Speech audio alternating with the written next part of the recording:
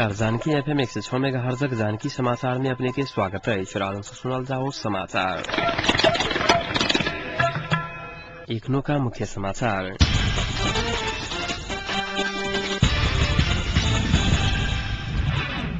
योजना तर्जु कार्यविधि अनुसार स्थानीय निकाय के विकास निर्माण संबंधी योजना तर्जु के लेल धनुषाक स्थानीय राजनीतिक दल सब जोड़क प्रतिबद्धता सूचना संबंधी हक लागू भेल लंबा समय बीत चुकलाक बादो कार्यान्वयन होबन नहीं सकल।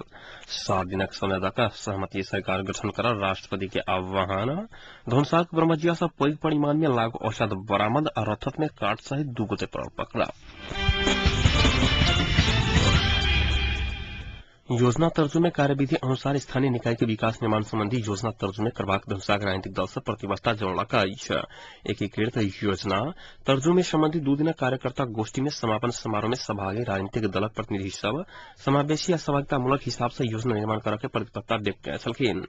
जिला विकास समिति धनुषाक आयोजना में संपन्न कार्यशाला में स्थानीय निकाय से होबला विकास निर्माण काज समय सब साधन के पहुंच के विषय में जानकारी कराओल गेल छल। सहभागात्मक तथा समावेशी योजना तर्जु में अनुशिक्षित संबंधी कार्यशाला में विभिन्न कार्यालय के प्रमुख तथा राजनीतिक दलक प्रतिनिधि सबक सहभागिता रहल छल। GIZ के सहयोग में संपन्न कार्यक्रम में सहभागी सबक बीच रूपांतरित सामाजिक परिचालन के अवधारणा तथा एकीकृत योजना तर्जु में संबंध में प्रशिक्षण देल गेल छल। कार्यक्रम में एकीकृत नेकपावादी सद्भावना पार्टी, तराई मधेश लोकतांत्रिक पार्टी, राष्ट्रीय जनशक्ति पार्टी, नेकपा एमाले सहित राजनीतिक दलक प्रतिनिधि सहित विभिन्न सरकारी कार्यालय के प्रतिनिधि सबक सहभागिता छलैन।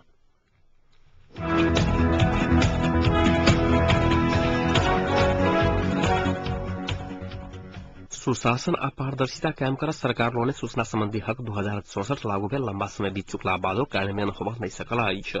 सूचना हक संबंधी इंप्रस्ट रूप में लागू भेला बादो प्रत्येक सरकारी कार्यालय सब में एक सूचना अधिकारी राख पर के प्रावधान रहला अछि। ओ सूचना अधिकारी से सर्वसाधारण के विभिन्न जानकारी उपलब्ध कराबा के आ जानकारी लेवा गेला पर सेवाग्राही सबके सहज होबा के उद्देश्य के संग एहन लागू कयल गेल अछि। मुदा दुर्भाग्यवश एक देश समेत देश भर में करीब 90% कार्यालय सब सूचना अधिकारी विहीन रहला अछि। जाहि कारण सर्वसाधारण सब सूचना लेवा सब वंचित भेला अछि। सूचना अधिकारी नहीं भेला से इनके कार्यान्वयन पक्ष समेत कमजोर देखल गेल अछि। एहि क्रम में RTI अभियंता ध्रुव कुमार झा मांग केने सूचना के आधार में जिला प्रशासन कार्यालय धनुषा देने जानकारी अनुसार एहि जिला में 64 सरकारी कार्यालय सब रहल अछि आ जाहि में से करीब 13 कार्यालय सब सूचना अधिकारी विहीन रहल अछि। कार्यालय देने जानकारी अनुसार जनकपुर भन्सार कार्यालय, शहरी विकास तथा सड़क डिवीजन कार्यालय जनकपुर, जिला भू संरक्षण कार्यालय जनकपुर, भूमि सुधार कार्यालय, आंतरिक राजस्व कार्यालय जनकपुर, डिवीजन सरकारी कार्यालय जनकपुर, जिला निर्वाचन कार्यालय धनुषा, शाखा तथ्यांक कार्यालय जनकपुर, मत्स्य विकास तालीम केंद्र जनकपुर आ घरेलू तथा साना उद्योग कार्यालय जनकपुर सहित कार्यालय समेत सूचना अधिकारी रहल बतौला बादो कतेको कार्यालय समेत सूचना अधिकारी नहीं रहल बुझबा में आयल अछि। एहि बीच नापतोल तथा गुणस्तर कार्यालय धनुषा में किछु दिन पहिने मात्र सूचना अधिकारी नियुक्त कयल गेल अछि। तहिना चाहि कार्यालय समेत सूचना अधिकारी रहल अछि। एम्हर सूचना के हक के प्रयोग करा पर सूचना मांग गेला पर अधिकांश कार्यालय के प्रमुख सब विभिन्न प्रकार के आलटाल कर रहल अपना सब संग एहि बारे खासे जानकारी नहीं रहल बतौने झा जानकारी देने छलखिन।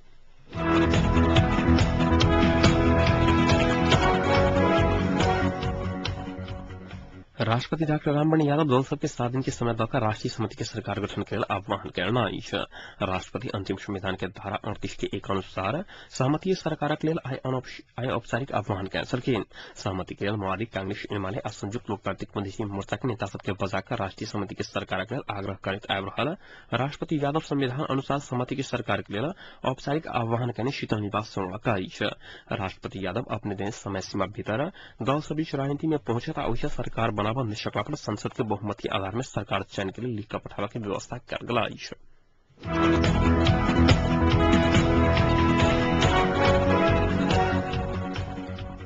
धनुषाक ब्रह्मजिया में आई पैघ परिमाण में लागू औषध बरामद कयल गेल अछि। चेक जांच के क्रम में नंबर प्लेट मिटायल ट्रैक्टर में राखल गेल अवस्था में 906 टन लागू औषध बरामद कयल गेल जिला प्रहरी कार्यालय धनुषा जनौलक अछि।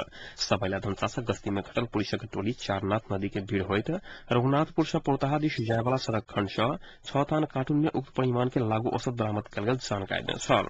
बरामद कयल गेल लागू औषध में कॉरेक्स कफ सिरप 894 आ तासेल्ट 12 टन रहल अछि। बरामद कयल गेल लागू औषध करीब 5 लाख मोल बराबर के रहल पुलिसक अनुमान रहल अछि।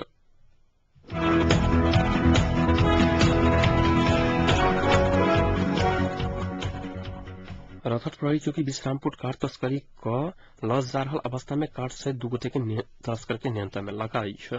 विश्रामपुर चौकी इंचार्ज केशव दर्जी के कमान में गेल टोली 15,000 मोल बराबर के कार्ड सहित 2 गोटे के पकड़ाव करने आई है। टायर गाड़ी में 4 दिन भीतर झाँप कर लाइव रहल अवस्था में कार्ड सहित स्थानीय विश्रामपुर निवासी प्रभु राउत हरदिया 6 के राधेश्याम यादव के शमनपुर जाय वाला बाट से पकड़ाव कल गेल छल।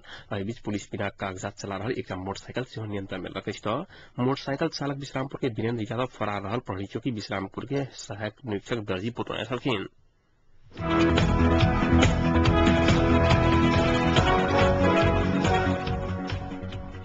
घर शांति विश्व शांति के आधार दमन के प्रति कार्यक्रम महिला हिंसा अंत्यकारी एहि मुल्लारा के संग परसू से विश्वव्यापी रूप में शुरू होने वाला लैंगिक हिंसा विरुद्ध के 16 दिनक अभियान अंतर्गत राष्ट्रीय महिला आयोग से विविध कार्यक्रम के आयोजन कर लगल है।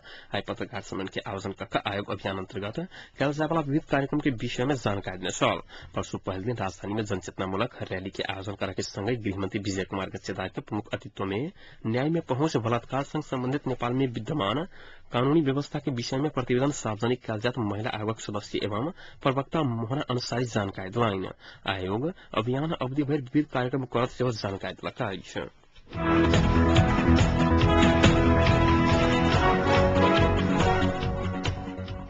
मंत्रिपरिषदक बैसार अव्यवस्थित रूप में सरकारी जमीन में बैसेदार सरलाही आ मोहतरी के बासिंदा के व्यवस्थित तरीका से वास स्थान की व्यवस्था कर आयोग गठन करबाक निर्णय कलक। प्रधानमंत्री कार्यालय सिंहदरबार में आई बैसल मंत्रिपरिषदक बैसार वातावरण विज्ञान तथा प्राविधिक मंत्रालय के नाम परिवर्तन कर विज्ञान प्रविधि आ वातावरण मंत्रालय राखे के निर्णय कलक। तैना बैसार एशिया पैसिफिक क्षेत्रक संसद के वातावरण भीतर सम्मेलन नेपाल में करबाक निर्णय कलक। राष्ट्रीय सहकारी नीति 2069 सेहो मंत्रिपरिषदक पेश भेल। मंत्रिपरिषद बैसार में गरीबी निवारण तथा सहकारी मंत्री एकनाथ ठकाल राष्ट्रीय सहकारी नीति 2069 नीति पेश कैंसिल। तहिना वो बैसार में सहज मल आपूर्ति के लिए कृषि सामग्री लिमिटेड विभिन्न बैंक से लेने 4 करोड़ 59 लाख तिर लेल सरकार अनुदान देबाक निर्णय सेहो भेल। मंत्री ठकाल जानकारी देने छलखिन।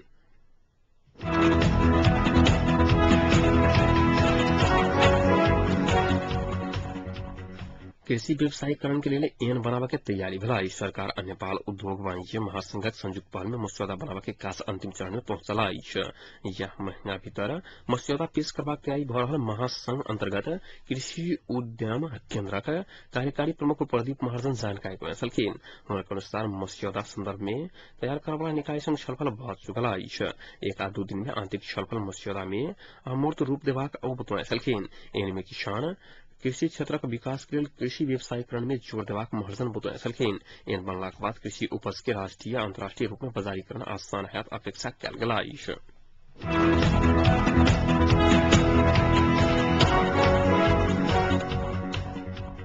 पूर्व सहसचिव अरुण कुमार रंजीताकार भ्रष्टाचारी ठहर भेल। विशेष अदालत 45,45,503 रूपया बराबर के स्रोत नहीं खुजल संपत्ति रहल ठहर करैत राजनीतिक रंजीतकार के आई भ्रष्टाचारी ठहर कलक।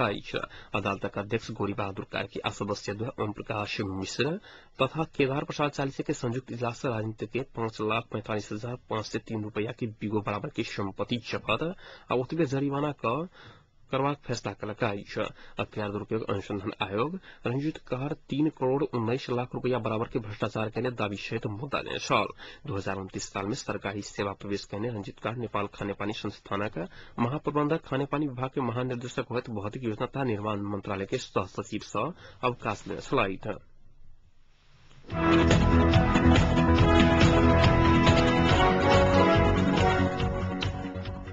अंतर्राष्ट्रीय नाटक महोत्सव 4 संस्करण आइश राजधानी में शुरू भेल। 15 दिन धरि चलय वाला महोत्सव में नेपाल से विभिन्न 8 देश भारत, ईरान, बांग्लादेश, इंडोनेशिया, रसिया, फ्रांस, अमेरिका आ नॉर्वे के नाटक प्रस्तुत कयल जायत। उद्घाटन के पहल दिन सुनकेसरी नाटक देखाओल गेल छल। मंडल जानकारी देने छल। आयोजक के अनुसार कल खमा 2 समय में नाटक देखाओल जायत। पहिल शो 12 बजे आ दोसर शो 4 बजे शुरू होयत। महोत्सव रंगमंच में भ रहल उपलब्धि के संदर्भ में अनुभव आदान प्रदान करे के उद्देश्य से आयोजन कयल गेल आयोजक जनौलक। एहि बीच जीवन के लेल संगीत, बाँचक लेल संगीत मूल नारा के संग दोसर अंतर्राष्ट्रीय लोक संगीत चलचित्र महोत्सव सेहो आइ से शुरू भेल। नेपाली लोक गीतक संगम के आवासना में भेल महोत्सव काठमांडू के कालिका स्थान स्थित सर्वनाम नाटक घर में भल। महोत्सव में लोक संगीत आ संस्कृति समेटल गेल 26टा सँ बेसी वृत्त चित्र देखाओल जात आयोजक जनौलक।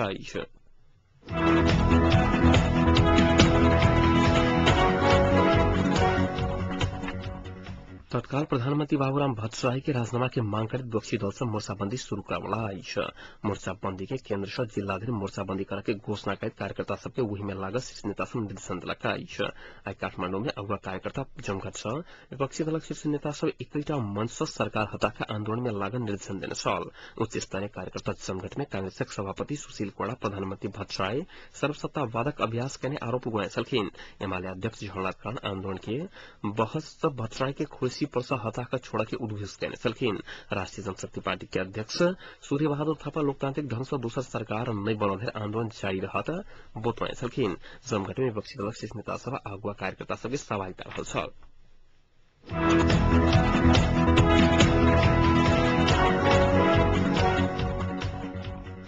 उद्योग संचालन कर रहे उद्योगी सब अप्राकृतिक रूप में बढ़ाओल गेला भाड़ा 7 दिन भीतर घटावा अल्टीमेटम दैत आंदोलन की घोषणा कलक आई। नेपाल औद्योगिक क्षेत्र उद्योग महासंघ आई रिपोर्टर्स क्लब में पत्रकार सम्मेलन का उद्योगी सबके सहमति बिना व्यवस्थापन समिति एकलौटी रूप में 8 से 50 से 14% धर भाड़ा वृद्धि करने जानकारी देते उनके फिरता करावा आंदोलन की घोषणा कलक आई। महासंघ अगन 10 गते से अपन सब हफ्ता व्यापी आंदोलन की घोषणा करने बताए।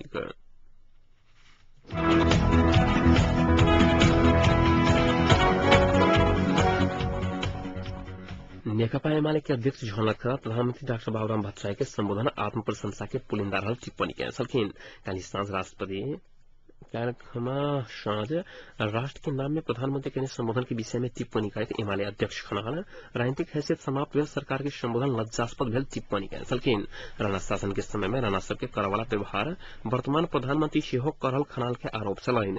संचारकर्मी सब संग बातचीत करते खनाल विपक्षी सब आंदोलन में उतरला कारणे प्रधानमंत्री भट्टराई डराकर राष्ट्र के नाम में संबोधन करने बताए छलखिन। अपना सबक आंदोलन से सरकार के झुकाव के जिक्र करते अब सहमति के वर्ष लगभग समाप्त भ चुकल टिप्पणी कयलनि। खनाल वर्तमान सरकार आगामी बैशाख के लिए घोषणा के लिए संविधान सभा के निर्वाचन कोनो हालत में होगा नहीं सकत दावी कयने छलखिन।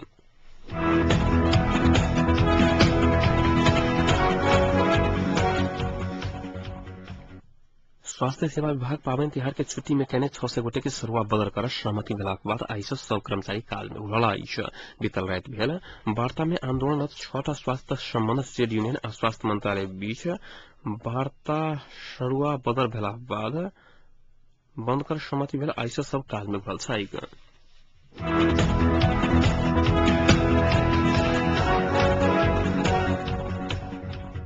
भारतक उत्तर प्रदेश सरकार सरकारी ग्रामीण विकास बैंक से 50,000 रुपया धरि ऋण लेवा वाला किसान के ऋण मिनहा के घोषणा कयलक अछि।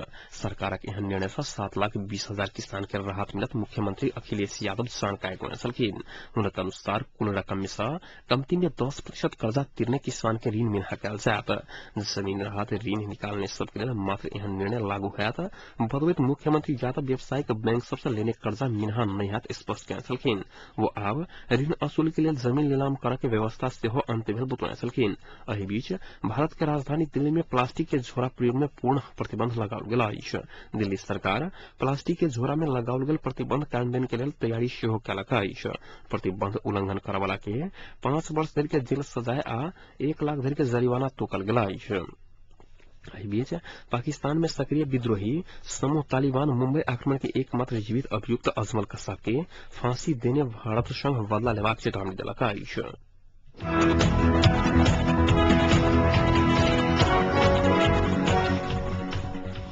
अब तापक्रम एखन सनपुरक तापक्रम 26 डिग्री सेल्सियस रहल अछि।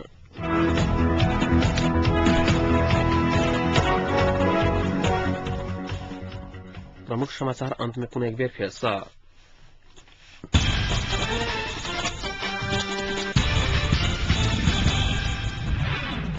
योजना तर्जु कार्यविधि अनुसार स्थानीय निकाय के विकास निर्माण संबंधी योजना तर्जु के लिए धनुषा के स्थानीय राजनीतिक दल से जोड़लक प्रतिबद्धता। सूचना संबंधी हक लागू भेल लंबा समय बीत चुकला बादो कार्यान्वयन होबऽ नहीं सकल। 7 दिनक समय दकर राष्ट्रीय सहमति के सरकार गठन कर राष्ट्रपति के आह्वान। धनुषाक परमजिया सब पैघ परिमाण में लागू औसत बरामद आ रौथट में काट से 2 गोटे पर पकड़ाव। एक संग एक नुका समाचार इतने संपन्न होते पुनः 9:55 में जानकी समाचार संग उपस्थित रह बैठा कर तारीख के लिए सुनते जानकी 106 मेगाहर्ट्ज। नमस्कार।